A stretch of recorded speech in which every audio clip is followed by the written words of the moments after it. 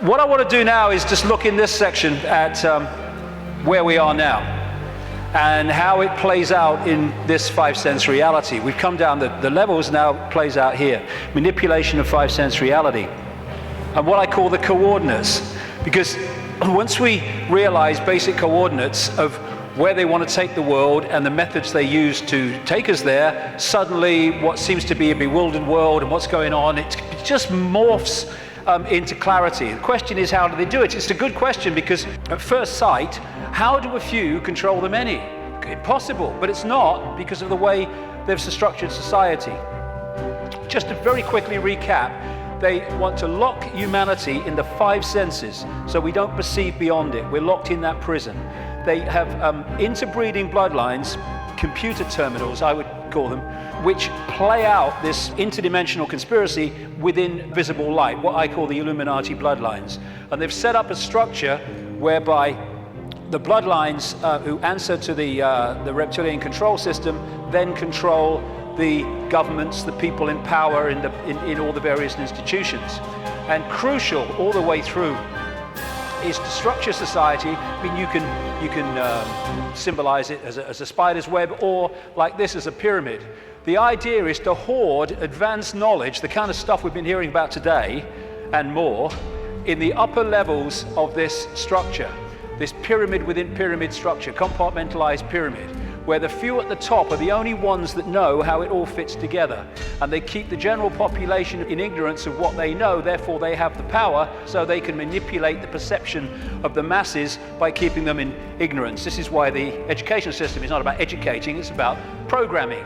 And they place their people in so-called power. What we are told is at the top of the pyramid of power, presidents, prime ministers, and all these people, in the upper echelons of the pyramid, but nowhere near the top. The real people in power are behind them, in the shadows, and these are the conduits, the presidents, the prime ministers, and all the rest of it, for bringing that agenda into the public arena as changes in laws and legislations and the structure of society. So they compartmentalize all these different pyramids within pyramids, so that in the end, the banking system is encompassed by a pyramid. I mean, a bank's a pyramid in itself, all hierarchical pyramids, but then the banking system is encompassed by a pyramid, and at the top of that are the same families, most notably the Rothschilds. Same with the businesses. The transnational corporations are compartmentalized pyramids in and of themselves, but they go into a bigger pyramid which encompasses all the transnational corporations. So at that point, they are one corporation, just as at that point, all those banks are one bank. Same with politics, education, all these things. And people in this part of the pyramid here, they go to work, they're not trying to manipulate anybody, they're not trying to create a fascist Orwellian agenda and global state. They just want to go about their careers, earn money, go on holiday, provide for their families. But they don't know how their apparently innocent contribution individually connects with other apparently innocent contributions around the system. When you connect them together, you see it's anything but an innocent direction that it's taking the world. And that's how they keep what's going on in the hands of the few. This is Neil Haig's representation of that. This is the general population, and these are the kind of dark suit administrators of the system until you get up here to where the control system is. And most even here won't know that exists. Oh, I've just got this order from on high, I don't know where it's come from. Well, maybe we ought to bloody ask, instead of just doing it. And again, it can also be symbolized as the web, where these various strands, they're secret societies, semi-secret organizations, which go out and connect all these apparently unconnected countries, institutions, media organizations, banks, etc. And this Illuminati network, symbolized as the bearded man, spews out all these people who apparently appear to be random. To run for president needs cuckoo land amounts of money. Where do they come from? It comes from here. Where does that money come from? And therefore, you have two people put up for president who are there because of the money provided by this network. Therefore, they've chosen not only who it's going to be, but they've sorted out what the policies are going to be in return for that money. And this is what they do. We think we're choosing our leaders. We're not. It's a myth. And so this structure that I showed you earlier comes into this. where these leaders are put into power to carry out the agenda of the control system, which is why when parties change, whatever they've said in opposition goes out the window and they start acting like the party in government previously that they were criticizing.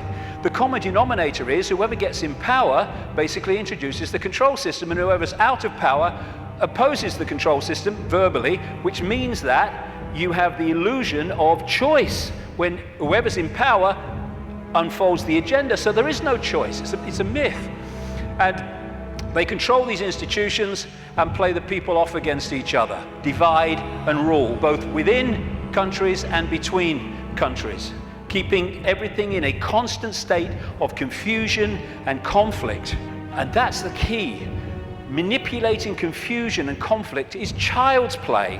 Manipulating harmony, manipulating respect between each other is a nightmare. So they have to keep the world in constant states of conflict. Now, when you bring it down to an individual country, as we come down this structure, this is what you find in every country. You had in America, it's a wonderful example, but it plays out all over the world. During the Bush years, Republican, that administration was controlled by a group of people known as neocons, neoconservatives, including all these people like Richard Pearl and all the rest of them. And over here, you have what I call, anyway, the democons. This is a network of people. I put Kissinger in the democons because he's an advisor to Obama at the moment, but he spends most of his time with the neocons, Kissinger. He just goes with whoever's winning. And the democons are a group of people that control the democratic administrations. But the democons and the neocons are controlled by the same force once you get to here. So people think, oh, I voted Republican this time. Oh, I'm going to put the Democrats in because I like that Obama got a nice smile. And what you're doing is voting for this, whatever. And that's what's happening in this country. Same thing. And so when people say Big Brother Bush or Big Brother Obama, no, it's not. These are just puppets. Dance, I said dance. When I say jump, I mean Olympic high jump record. This is the thing.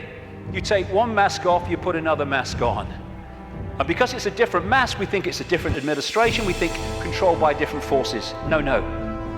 And what you have is the movie playing out in the public arena, people who appear to be in opposition to each other when they're controlled by the same puppeteer. And once you look beyond the movie, that's when you start to see what's really happening in the world. So the cards are moved around in line with an agenda for the constant, incessant centralization of power. And it's done with people who, I keep coming back to, have a DNA with empathy deleted, which means anything goes in pursuit of this agenda. And the people are misdirected, diverted by the way society is manipulated and controlled, increasingly so with more and more laws affecting the fine detail of our lives, so that we spend so much time surviving and rushing around, we don't lift our head up and see what's going on. So puppet people are essential to the few controlling the world. And when we cease to be so, and it's happening more and more, then this will be over. Humans have been put into this round and round and round circular lifestyle with 1 week leads into another week and another week, just a repeating cycle of action and work and sleep and eat and work and sleep and eat for so many people. And this is the structure that they're moving towards. Why? Because when you're the few and you want to control the many, you have to centralize decision making. The more diversity of decision-making there is, the less control any central point is going to have over it. So what you need to do is constantly centralize power, so control over more and more and more people goes into fewer and fewer hands. We started with a tribal situation a long time ago. The people in the tribe decided what was going to happen. We then brought, as part of this centralization, it's gone over at this whole period I'm talking about, the tribes came together into what we call nations. And now, a few people at the center of the nation are dictating to all the former tribes that make up that nation. We're now well into the next stage of that, which is bringing nations together under unions like the European Union, so a few people at the center are now dictating to all those nations which are made up of all those tribes before. And the next stage of that, which they're already preparing for, is to take us into a world government that would dictate to these unions that are building up, like the European Union, the American Union that they want via the North American Union, the Pacific Union, evolved out of organizations like APEC, Asia Pacific Economic Cooperation, and the African Union, already in place, evolved out of the Organization of African Unity and other bodies. And what they done in many of these unions is start them off as free trade zones, just for jobs, that's all it is, no worries. And then they've turned them into fully fledged dictatorships, which is what happened in the European Union. And the reason is that you've got to centralize power if you want to get more and more control in the hands of the few over more and more people.